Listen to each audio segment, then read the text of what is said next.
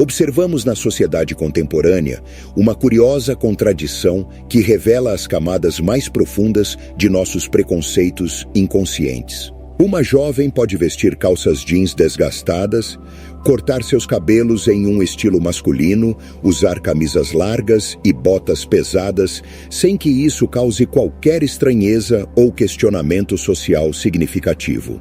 Essa liberdade de expressão através do vestuário e da aparência é aceita como natural, até mesmo celebrada como empoderamento feminino. Contudo, quando invertemos essa equação, quando um homem ousa explorar elementos tradicionalmente associados ao universo feminino, a reação social é drasticamente diferente. Existe uma resistência visceral, um desconforto que vai muito além da simples quebra de convenções sociais. Essa resistência não surge do acaso, mas de uma crença profundamente enraizada de que assumir características femininas representa uma degradação, um rebaixamento de status. A própria ideia de que um homem possa querer experimentar aspectos da experiência feminina é vista como algo perturbador, quase como uma traição à sua suposta superioridade natural. Essa dinâmica revela uma verdade desconfortável sobre como nossa sociedade hierarquiza os gêneros. A mobilidade ascendente do feminino para o masculino é tolerada, até incentivada, porque representa um movimento em direção ao que é percebido como superior.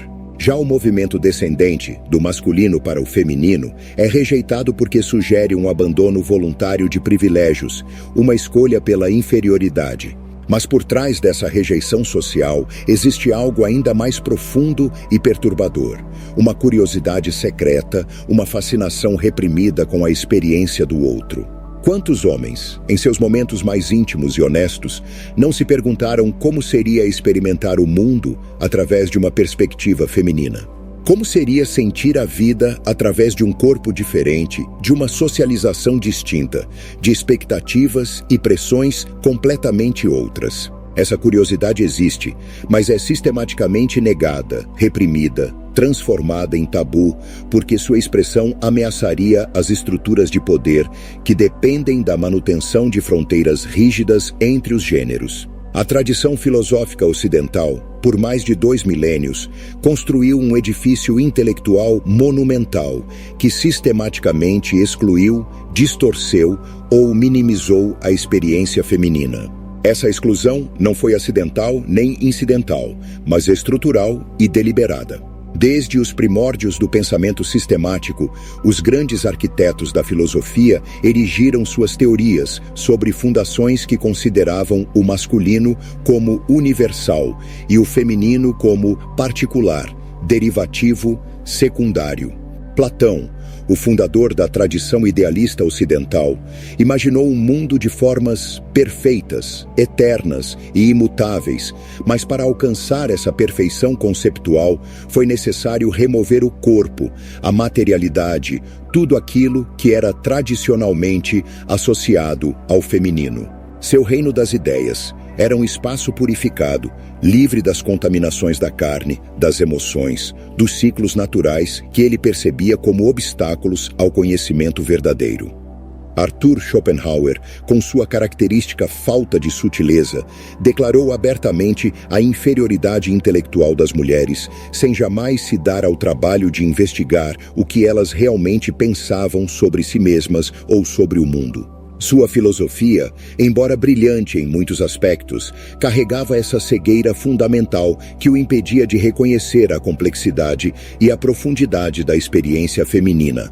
Para ele, as mulheres eram criaturas governadas pelo instinto, incapazes da contemplação desinteressada que ele considerava o ápice da realização humana. Essa visão não era apenas uma opinião pessoal, mas se tornava parte de um sistema filosófico que influenciaria gerações de pensadores subsequentes. Friedrich Nietzsche, apesar de sua crítica radical a muitas convenções de seu tempo, mantinha uma relação ambivalente e problemática com o feminino. Ele envolveu as mulheres em metáforas e símbolos que as tornavam simultaneamente fascinantes e perigosas, objetos de contemplação estética, mas não sujeitos plenos de conhecimento. Suas famosas palavras sobre não esquecer o chicote ao encontrar mulheres revelam não apenas misoginia, mas um medo profundo do poder disruptivo que ele atribuía ao feminino. Para Nietzsche, as mulheres representavam forças caóticas que poderiam desviar o homem superior de sua trajetória de autossuperação. Essa tradição de exclusão e distorção não permaneceu confinada aos textos filosóficos. Ela se disseminou silenciosamente através da cultura, moldando as formas como o conhecimento era organizado, validado e transmitido.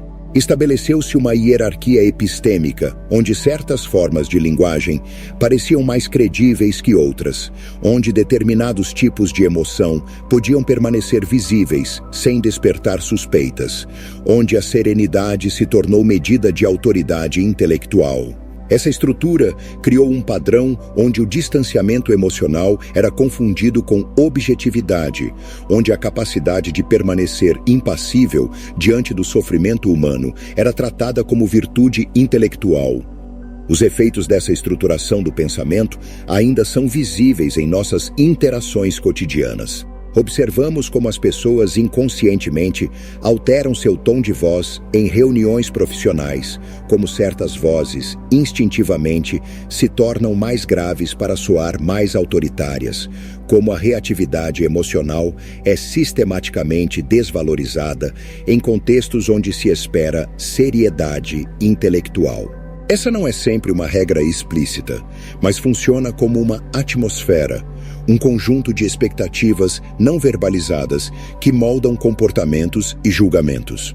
Com o tempo, essa ausência sistemática do feminino deixou de ser percebida como exclusão e passou a ser naturalizada como estrutura normal do pensamento. O que faltava não parecia mais ausência, mas simplesmente a forma natural das coisas. A aparente objetividade desse sistema era, na verdade, resultado da repetição constante de padrões de exclusão que se tornaram invisíveis pela própria força de sua constância.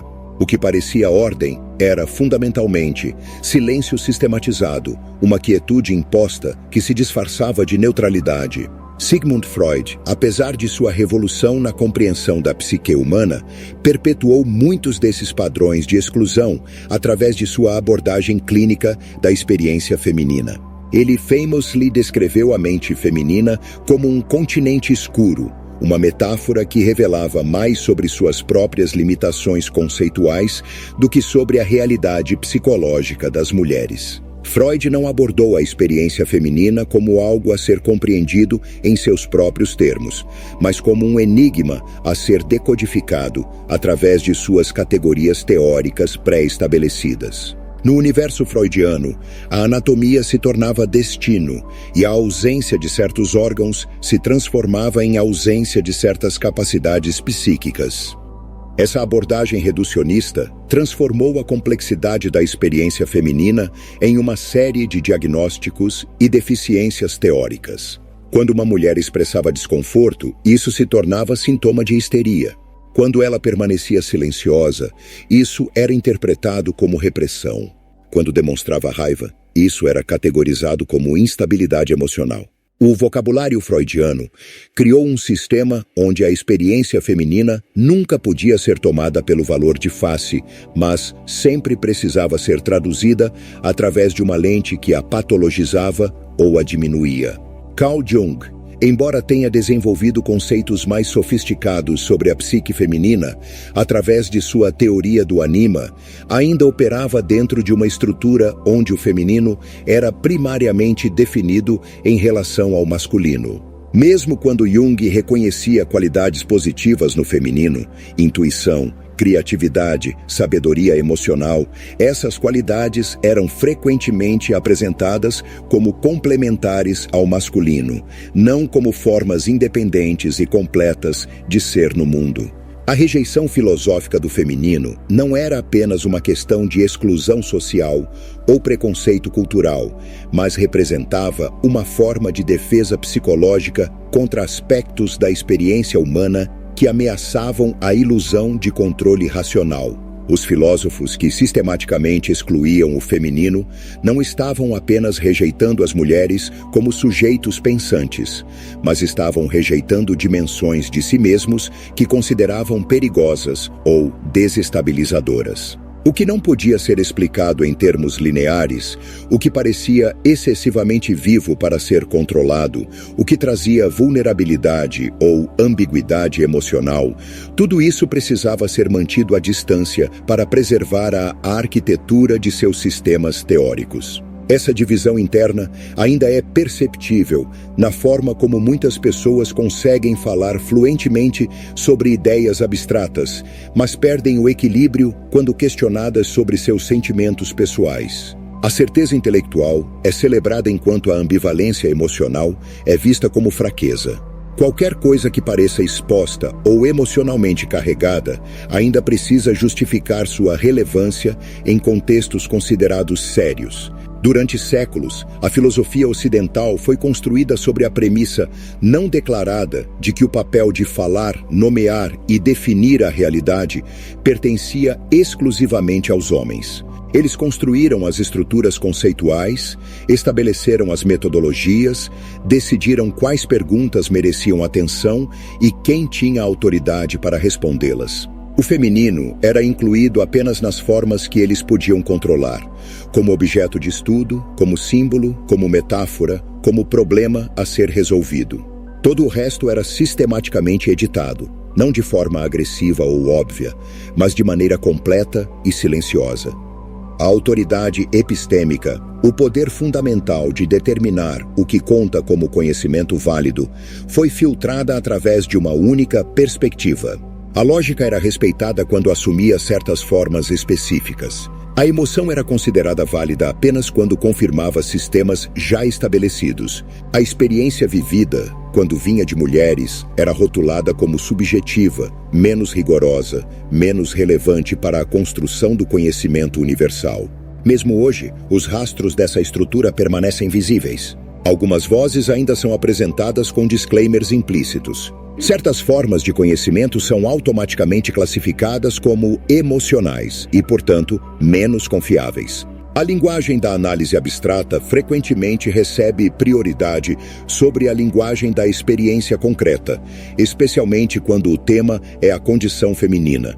Por séculos, quando as mulheres apareciam nos textos filosóficos, raramente era como elas mesmas, mas como representações de conceitos abstratos. Elas se tornavam símbolos da natureza, da tentação, da fragilidade, da desordem. Sempre algo que o pensamento masculino precisava resistir, conquistar ou transcender. Essa estratégia de simbolização era particularmente insidiosa, porque permitia que os filósofos discutissem o feminino, sem nunca confrontar mulheres reais, específicas, complexas, que pensavam, sentiam, contradiziam e falavam a partir de lugares que nenhuma teoria podia conter completamente. Platão usou figuras femininas para representar as distrações do mundo material.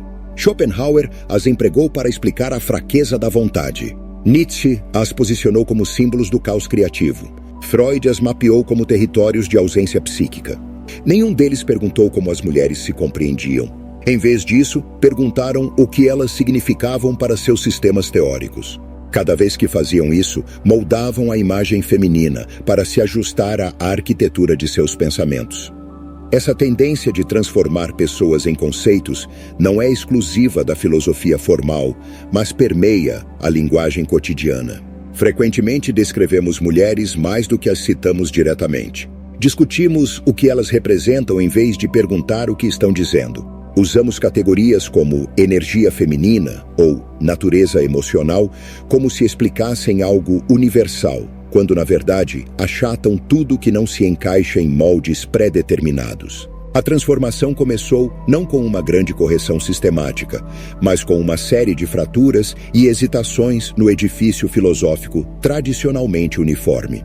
O sistema começou a gaguejar quando algumas pensadoras se recusaram a ser traduzidas para os termos já estabelecidos. Simone de Beauvoir, Lucy Irigaray, Hélène Cixous e outras não entraram na conversa filosófica silenciosamente, tentando se encaixar na estrutura existente. Em vez disso, expuseram os limites dessa estrutura, revelaram suas contradições internas, mostraram como ela falava com aparente certeza enquanto deixava dimensões inteiras da experiência humana completamente intocadas. Beauvoir demonstrou como a mulher havia sido construída filosoficamente como o outro, definida sempre em relação ao homem, nunca em seus próprios termos. Irigaray apontou para a própria linguagem como território de exclusão, mostrando como até mesmo a gramática traía hierarquias de gênero, como o significado era generificado antes mesmo de ser articulado. Sitchows explorou como o que é sistematicamente reprimido não simplesmente desaparece, mas retorna de formas não convidadas, de maneiras que o sistema não consegue controlar ou assimilar. Essas intervenções não eram tentativas de correção ou reforma, mas confrontos diretos com as fundações do pensamento ocidental. Elas mostraram o quanto o sistema dependia daqueles que excluía para manter sua aparência de completude e coerência. Depois dessas intervenções, a filosofia não conseguia mais falar com a mesma clareza assumida. Não conseguia mais definir sem ser questionada. A máscara da objetividade começou a mostrar suas costuras. Palavras que antes carregavam peso inquestionável começaram a soar mais frágeis, menos certas, porque pela primeira vez em muito tempo, algo estava respondendo de fora dos termos já estabelecidos. Essas mulheres não pediram permissão para ocupar espaço no discurso filosófico. Elas tomaram esse espaço, não pela força, mas pela clareza de sua crítica. Ao fazer isso, tornaram impossível para a filosofia continuar como se nada tivesse acontecido. O que elas trouxeram não foi uma simples adição ao corpus filosófico existente, mas uma exposição radical de suas limitações. Uma vez que algo é exposto dessa maneira, torna-se muito mais difícil de repetir sem consciência crítica. Os sistemas mudaram, a linguagem evoluiu. Há mais vozes agora, mais diversidade de perspectivas nas salas de aula e nos textos acadêmicos. Contudo, a questão fundamental permanece. O que acontece com um corpo, com uma mente, com uma vida quando se fala sobre ela por séculos, mas raramente se escuta o que ela tem a dizer? Quando sua experiência foi interpretada, categorizada e teorizada, sem nunca ser testemunhada em seus próprios termos. É possível atualizar o discurso, abrir espaço para novos termos, publicar novas antologias, mas, se as fundações ainda repousam sobre silêncios sistemáticos, algo essencial permanece intocado. A filosofia contemporânea pode ter ajustado sua postura, mas muitas vezes a estrutura subjacente, o instinto de explicar em vez de perguntar, de categorizar em vez de confrontar, permanece intacta. O feminino não está mais completamente ausente dos textos filosóficos, mas ainda não está verdadeiramente centrado. Ainda é frequentemente solicitado a se traduzir para linguagens que não foram criadas para capturar sua especificidade. Ainda é lido através das lentes de sistemas que uma vez o escreveram como ausência. Isso deixa uma tensão produtiva, porque a questão não é apenas histórica, mas profundamente vivida. Ela aparece em salas de aula, onde certos tipos de linguagem ainda recebem mais respeito automático. Em conversas onde o tom é confundido com clareza conceitual. Em instituições onde algumas formas de conhecimento são bem-vindas, enquanto outras são repetidamente solicitadas a justificar sua relevância e rigor.